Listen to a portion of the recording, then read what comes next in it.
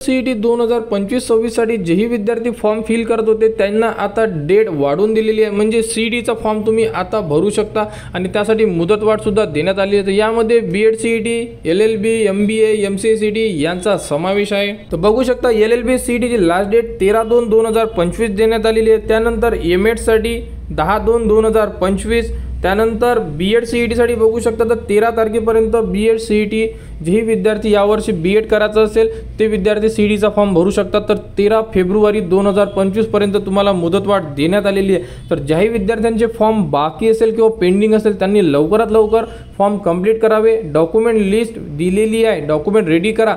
यामध्ये caste validity अतिशय important documents आहे। तर BEd करायचं असेल तर तुम्हाला कास्ट व्हॅलिडिटी लागणार आहे।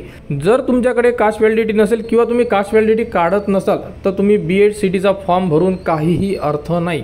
तर जे विद्यार्थी कास्टमध्ये आहे त्यांना कास्ट व्हॅलिडिटी लागणार आहे। ओपन कॅन्डिडेट EWS कॅन्डिडेटला कास्ट व्हॅलिडिटी लागत नाही। याबद्दलच्या संपूर्ण अपडेट आपल्या यूट्यूब चॅनलवर दिलेल्या आहे। त्या अपडेट तुम्हाला चेक करणं अतिशय गरजेचं आहे आणि CET बद्दल जेही अपडेट येईल ती तुम्हाला आपल्या यूट्यूब चॅनलवर उपलब्ध करून देण्यात येणार आहे। त्यासाठी आपल्या चॅनलला सबस्क्राईब करा व हा व्हिडिओ इतरांपर्यंत शेअर करा।